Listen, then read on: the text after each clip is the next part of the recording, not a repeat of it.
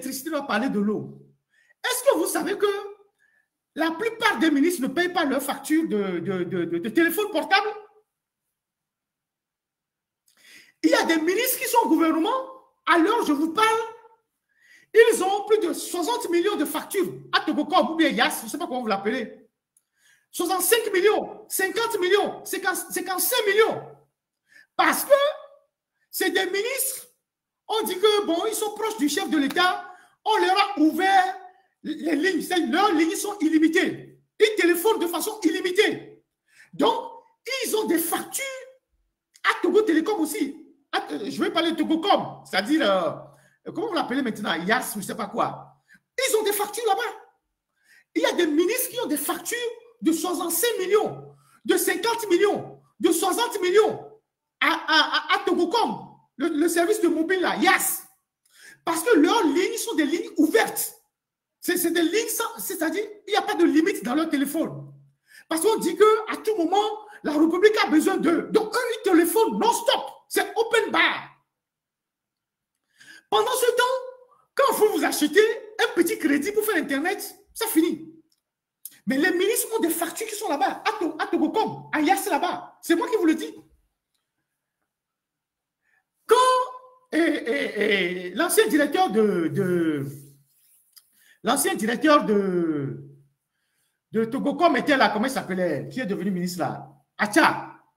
Mais c'est Togocom qui prenait en charge toutes les dépenses de la ministre de tutelle, de Sina Lawson, des membres de sa famille, les voyages, les hôtels, les billets d'avion, partout. C'est Togocel à l'époque qui prenait en charge tout. Au temps de Acha, c'est Togocel qui prenait en charge tout, alors que Sina Lawson est déjà bien payé.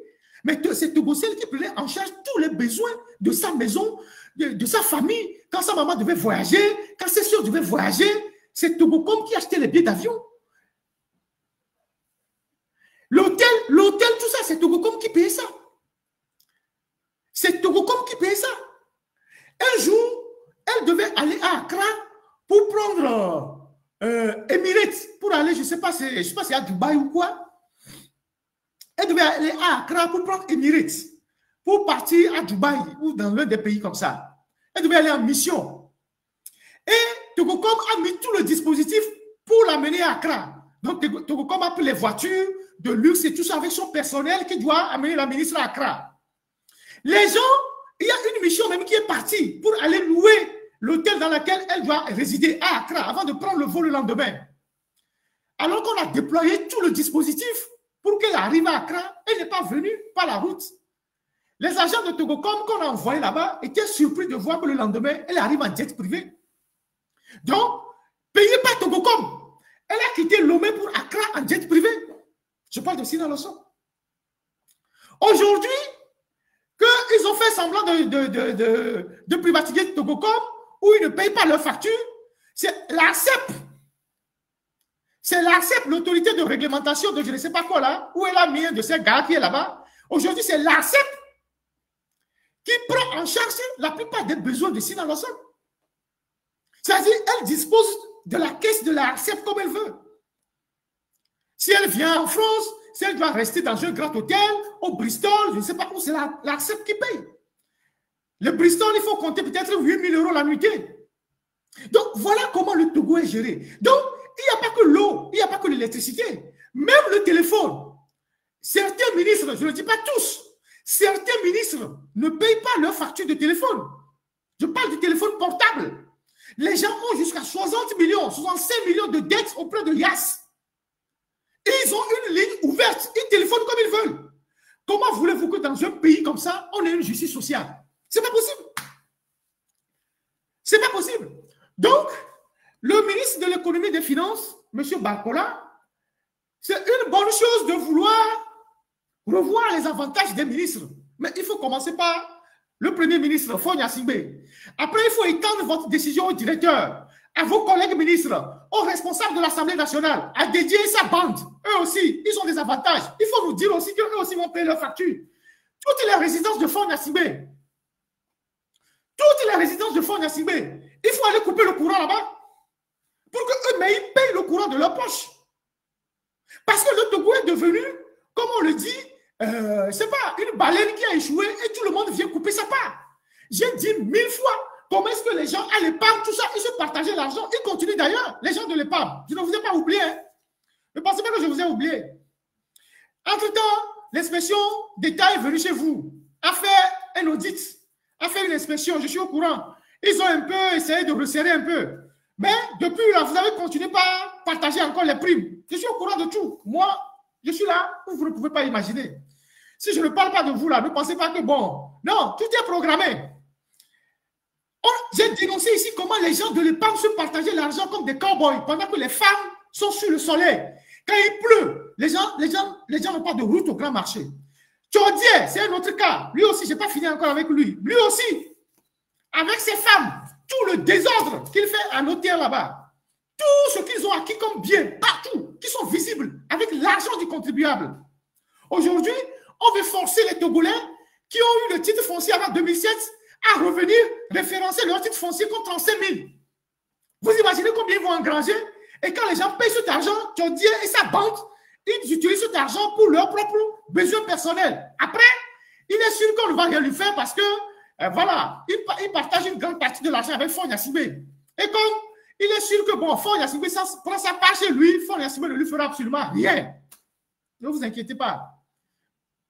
Chacun passera dans la casserole. Parce que vous faites souffrir les Togolais. Tout ce que vous faites, vous écrivez, les conneries que vous écrivez sur les réseaux sociaux, là, c'est Tchaudier et sa bande qui écrivent ça. Là. Vous pensez que nous, on n'est pas là dans vos choix là. On va vous déshabiller un à un. La manière dont vous êtes en train de vous amuser avec l'argent public. Il y a un jeu qu'on faisait dans l'enfance là, qu'on appelle Jaskele. Vous savez comment on joue Jaskele, non? C'est comme ça qu'on va jouer avec vous. Mais là, pour Jaskele, on va jouer Jaskele avec vous. Vous allez voir. Parce que c'est l'argent public que vous dépensez comme ça.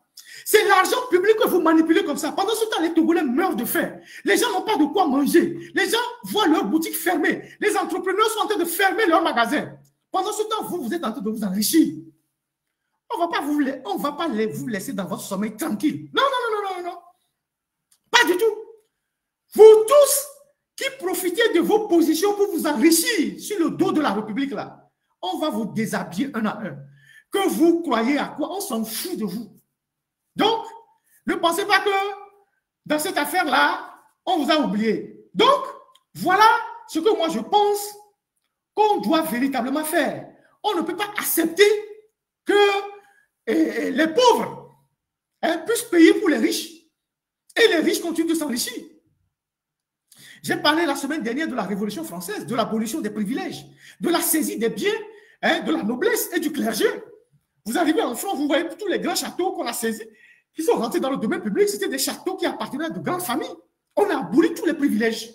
Ça va arriver au Togo. Toutes les maisons que vous achetez, les domaines que vous achetez là, ça sera bloqué un jour, un matin. Soyez sûrs. Parce que là où les Togolais sont arrivés là, les gens sont à bout. Les gens sont fatigués. Vous ne voyez pas une colère qui est en train de monter dans la population. Vous êtes sourds parce que vous êtes dans une bulle. Vous êtes devenus autistes parce que vous croyez que vous avez les militaires. Non, les militaires aussi souffrent. Les militaires, là, ils souffrent. Il n'y a plus de missions de l'ONU. Avant, il y avait les missions de l'ONU où certains allaient, au moins 6 mois, ils achetaient, je ne sais pas quoi là, cartes de l'eau, je ne sais pas, à Téticopé. Il n'y a plus de missions de militaires. Même les missions des militaires, quand ils allaient avant, quand l'ONU payait, on donnait des commissions à Faure Gnassingbé. Vous savez ça? Vous les militaires là. Vous savez que quand l'ONU payait vos primes là, qui étaient rassemblées à l'état-major avec la DS là, il y a une partie que Faure prenait. Un président qui prend des primes, qui prend des commissions sur les primes des militaires qui partent en mission. Il veut faire quoi avec autant d'argent? Il prenait des primes. Donc, je vais revenir sur vous.